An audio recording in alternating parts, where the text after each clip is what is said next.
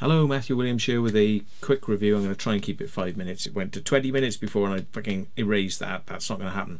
Bob Lazar, Area 51 and Flying Saucers. A very boring, stretched out, far too long, 1 hour 37 minutes documentary. Most of which was spent with the director talking to George Knapp, talking back to the director, talking to George Knapp, back to the director. Probably about 30 minutes spent of him talking, with holding his phone out, talking to George Knapp like this. Why do we want to see, guy, why do we don't need to see you. We don't want to see you. And most of the rest of the documentary was literally flipping backwards in time, forwards in time, backwards in time, forwards in time. It's like Bob Lazar says something, then it goes back to 1989. And, you know, and then it's current Bob Lazar, and then it's back to 1989. Current Bob Lazar, back to 1989. George Knapp, back to 1989. George Knapp, back to 1990. George Knapp, back to 1990. And it's just like that the whole way through. And it had the most annoying use of silly visuals, which didn't make much sense. They had drone footage flying over somewhere, some town, some place, again and again and again and again, yeah, over and over. Where is this place? What's the what? It didn't tell you where it was. Didn't have any relevance. What is that footage doing in there? It had footage flying over Death Valley, the Grand Canyon. What's that doing in there? What's the relevance? It had graphics of fleets of silver flying saucers, fleets of them, 30 or so flying across the desert. Did Bob Lazar ever say 30 or so flying discs going across the desert? No. It had footage of like CGI footage of Bob Lazar standing next to an alien and sort of panning up to him like this. And it's like, what? Wait, Bob never said he stood next to an alien. Why are you putting him standing next to an alien? You know? Why is this shit in there? And then if that wasn't bad enough, then you've got footage of nuclear bombs going off. Boom! Houses blown over, you know, another nuclear bomb, boom, bombs going off in the desert, boom, yeah, and it's like fucking more nuclear bombs, missiles going off, wartime footage from archive footage of adverts off television, cartoons, Mickey Mouse, you know, adverts off television, warped, speeded up, slowed down, silly effects done over them. It's like, you know, sort of, and have the missile and hang on, they showed the missile footage before. They're showing it again. Oh, hang on, it's the nuclear bomb from earlier on. He's showing it again. He's fucking showing the same footage again and again and again and again and again and again and again. Then he repeats the story. Bob says his story. I get the story. Maybe in 10 minutes I kind of got the story, and then Bob will kind of repeat himself, and then Bob's in a different location repeating himself, and then Bob's somewhere else repeating himself, and it's kind of like repeat. Fucking hell, yeah, go. Fucking boring. So what really pissed me off is that the opening sequence of this kind of set it up for me, right? It has a mobile phone which just happens to be like a fucking Apple phone with a fucking stupid notches cut out up here, yeah?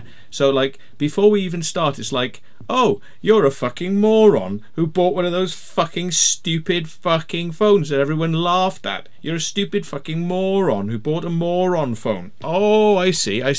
And now we're forced to watch as it goes bing bing, a message, bing bing, mother message, bing bing, message, bing bing, message, and it's like it's at a fucking angle. So what's up? What's it saying? What's it trying to fucking say? And it's like, what the fuck? And this extended long sequence of boop messages, boop messages, boop messages, which really don't mean anything to anybody who doesn't understand the story, because unless you understand who Bob is and you've been introduced to who Bob is, you're telling something right at the beginning which really doesn't enter into the movie You know, this 1 hour 37 long epic, it doesn't enter into until about, you know, 3/4 of the way through, when you say, oh, his house was raided, or his offices were raided by the FBI, and they were very heavy-handed, and they came in, they took everything, and it's like, so we had to watch this messages on the screen at the beginning to introduce the idea, which 3/4 of the way through the bloody long, boring documentary, we get to find out that, yeah, his offices were raided. Yeah. And, you know, there were 2 new pieces of information in this documentary. 2. And the only 2 things that really needed to be explored properly, you know, and really weren't, because probably about 1 minute was spent on the first one. He shows a photo to Bob and he goes, is this the hand scanner you talked about that everyone said was bollocks? You know, the hand scanner didn't exist at Area S4. I found some photos of them. Is it this? And he shows him the photo, and Bob looks at it and he goes, that is exactly it. Which, you know, yeah, I'd have rather have got Bob to draw a picture of it, you know, and then sort of compared the 2 together and said, that is what you saw. And you know, you're handing him the photo, you're going, is that what you saw? Yes, that's what I saw. Okay, so it's not exactly, you know, the best way to kind of go about validating stuff. But that wasn't explored. It was just kind of handed out there and then on to the next thing. And it's like, hang on, you're wasting so much time on Bob repeating himself, and George Knapp repeating himself, and repeating themselves about the story again and again and again and again, and you waste all this time with filler visuals, filler graphics, repeating the same message over and over and over and over and over again. And when you actually come to the 2 things that really matter, like the hand scanner was real, and the second part, which I'm going to come to now, is that there was a chap who worked for EG&G who says, I remember interviewing Bob Lazar for his job at Area 51. I remember doing the interview, but he wouldn't come on camera. So there was no real validation, apart from we have to take Corbell's word for this. And, you know, so it's kind of a moot point. And again, that was like maybe another 2 minutes discussing that, and then it's on we go. And it's like such wasted opportunities. There was very little effort made, if at all, to validate Bob having been at Caltech and MIT. Now surely Bob must remember the names of some of the people he went to school with, yes, and who his teachers were, yeah. Things like that could be validated, yeah, could be checked. Yeah, none of that was done. That was just whitewashed straight over that. And Bob's mother was there. And I was like, oh, Bob's mother. First time ever, Bob Lazar's mother. And what do they say to her? They say, well, you know, what was Bob like when he was a kid? And she goes, oh, he was a nice kid when he was in Florida, and he used to like ride around on his bike. And then they show a picture of a young Bob Lazar on a little bike. Yeah. And it's like, and then that's it. Mother's out of there. Really?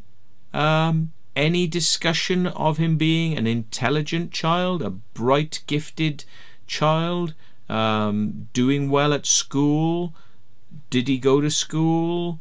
Did he go to high school? Did he graduate? Do you remember him graduating? Did he tell you which university he went to? Did he go to MIT?